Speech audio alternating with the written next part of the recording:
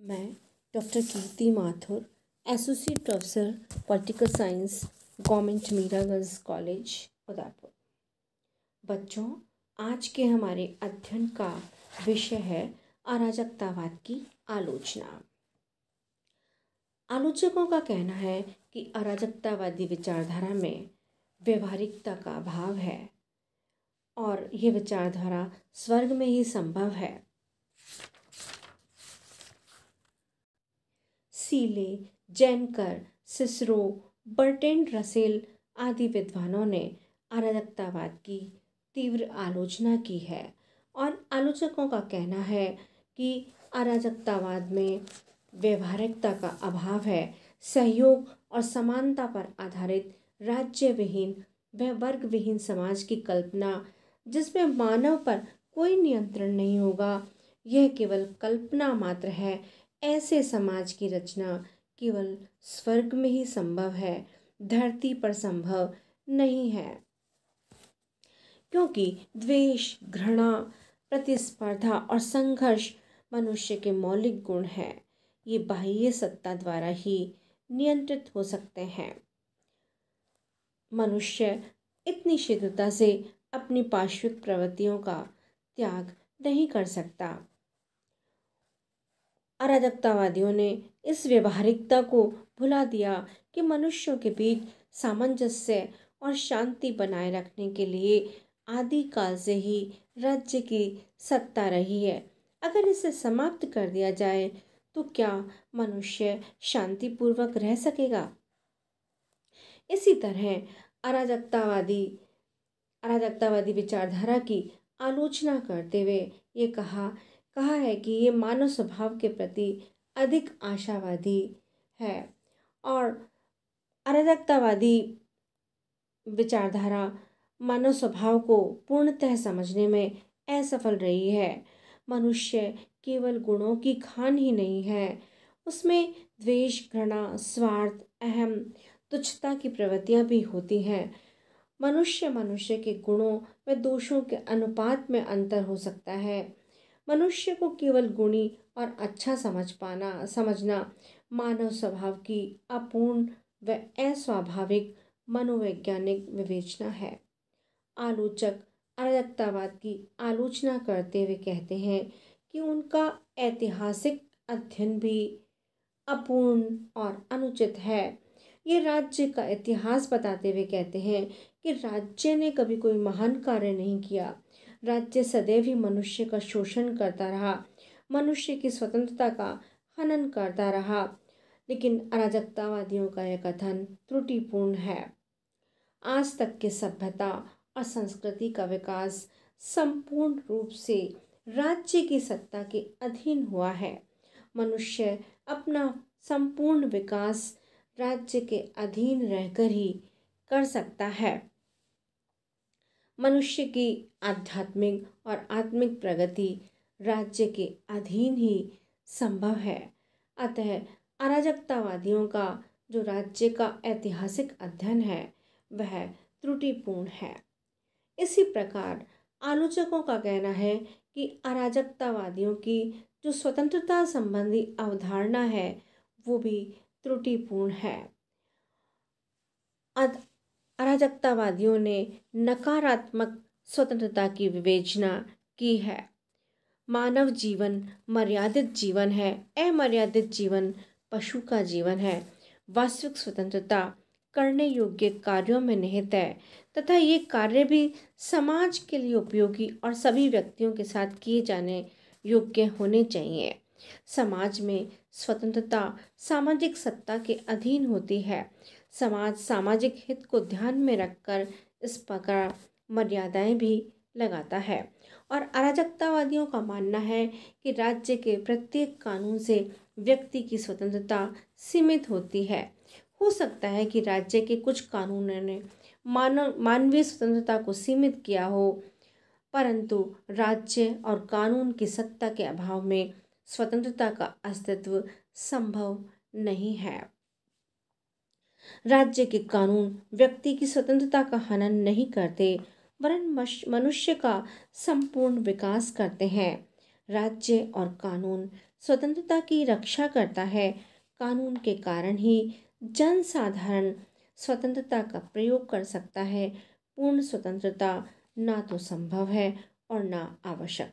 सामाजिक जीवन का संपूर्ण लक्ष्य पूर्ण स्वतंत्रता नहीं, सीमित स्वतंत्रता है। अतः अराजकतावादियों की स्वतंत्रता संबंधी अवधारणा की कटु आलोचना की गई है।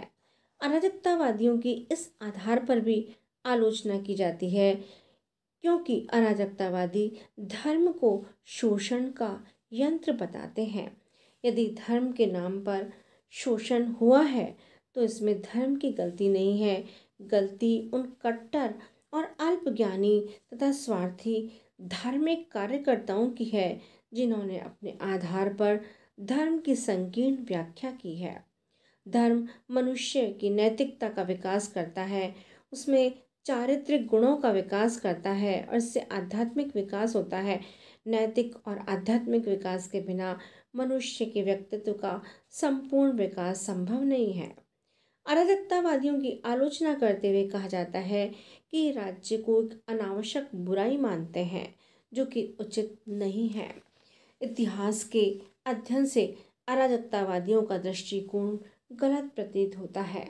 राज्य शोषण का प्रतीक न होकर लोक कल्याण का प्रतीक है। राज्य अपनी शक्ति का प्रयोग आंतरिक व्यवस्था और आंतरिक तथा बाह्य सुरक्षा के लिए करता है।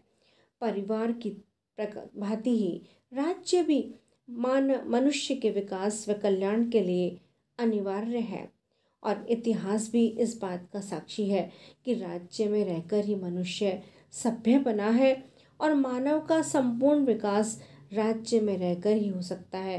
राज्य के अभाव में सभ्यता और संस्कृति में तथा मानव जीवन को संकट उत्पन्न हो सकता है।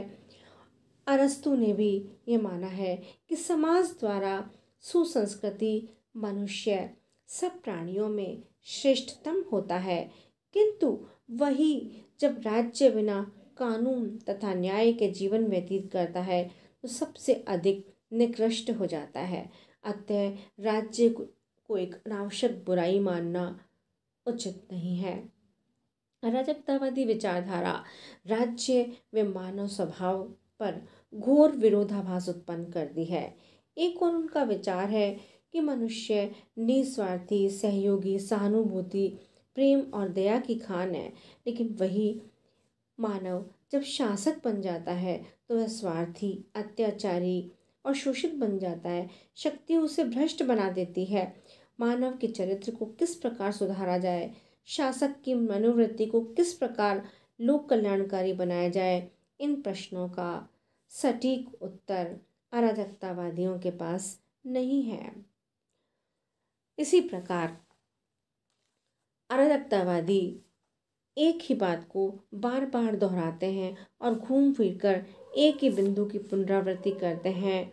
अराजकतावादी अपने भावी समाज की जो आदर्श रूपरेखा प्रस्तुत करते हैं वह बहुत ही अस्पष्ट है और उनकी मान्यता है कि व्यक्ति पूर्ण रूप से स्वतंत्र होना चाहिए और उस पर किसी भी प्रकार का बंधन नहीं होना चाहिए। वहीं दूसरी ओर वे समाज की व्यवस्था का, लोगों की सुरक्षा का उत्तरदायित्व ऐसे स्वैच्छिक संघों को सौंपना चाहते हैं जो वर्तमान राज्य की तरह ही कार्य करेंगे।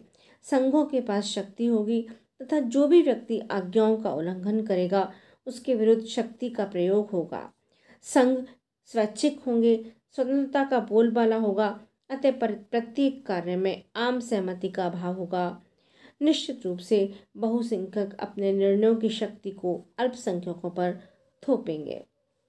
अतः एक ओर तो अराजकतावादी राज्य की शक्ति का अंत करना चाहते हैं और दूसरी ओर वे स्वैच्छिक संघों के माध्यम से शक्ति को अनिवार्य रूप से जाने अनजाने में स्वीकार कर लेते हैं। अतः वे घूम फिरकर शक्ति के प्रयोग को स्वीकार कर लेते हैं। इसी प्रकार साम्यवादियों की भांति अराजकतावादी भी व्यक्तिगत संपत्ति का विरोध करते हैं। उनके विचार में राज्य और सामाजिक अन्याय का मूल व्यक्तिगत संपत्ति है, किंतु यह वास्तविकता नहीं है। यह संपत्ति जो एक दूसरे के शोषण का कारण बनती है उसे कुछ सीमा तक अनैतिक कहा जा सकता है, किंतु सभी प्रकार की संपत्ति को गलत नहीं कहा जा सकता। संपत्ति व्यक्ति के परिश्रम का फल होती है। यह मनुष्य में आत्मसम्मान और कार्य क्षमता पैदा करती है। यहाँ तक कि वर्तमान युग के तथाकथित साम्यवादी देशों में भी व्यक्तिगत संपत्ति के महत्व को स्वीकार किया गया है। अराजकतावादी विचारक बेकुनिन और क्रोपोटकिन ने अराजकतावादी समाज के निर्माण के लिए हिंसा के मार्ग पर बल दिया है। हिंसा से किसी भी स्थायी पद्धति का निर्माण नहीं किया जा सकता है। हिंसा तो केवल हिंसा को ही जन्म दे सकती है। हिंसा के माध्यम से पुनः एक शासक वर्ग पैदा होगा जो हिंसा को अपने हितों का स्थायी साधन बना लेगा। अतः अराजकतावादी समाज केवल स्वप्न बनकर रह जाएगा। इसी प्रकार अराजकतावादी जिस सामाजिक व्यवस्था की कल्पना करते हैं वह भी पूर्णतः स्वप्न लोकीय है, मिथ्या है। यह मानना ठीक नहीं है कि मनुष्य पूर्णतः अच्छा है और निस्वार्थी है। सामाजिक जीवन की अनेक समस्याएं मानव आचरण को प्रभावित करती हैं और जिसके कारण वह भले और बुरे दोनों ही कार्य करता है। अतः इसे व्यवस्थित करने के लिए सत्ता का होना आवश्यक है। यह संघ नहीं हो सकते क्योंकि संघ कई होंगे और अलग अलग हितों से संबंधित होंगे। अतः संघीय व्यवस्था केवल स्वप्न लोकीय है। इस प्रकार अराजकतावाद का अभिप्राय है शासन का अभाव। अराजकतावादी राज्य विहीन और वर्ग विहीन समाज की स्थापना करना चाहते हैं जो कि व्यवहार में संभव नहीं है। हाँ, ये जरूर है कि राज्य में जो दुर्गुण हैं, जो बुराइयां हैं, उनको समाप्त करने का प्रयत्न किया जाए, ना कि राज्य को समाप्त करने का।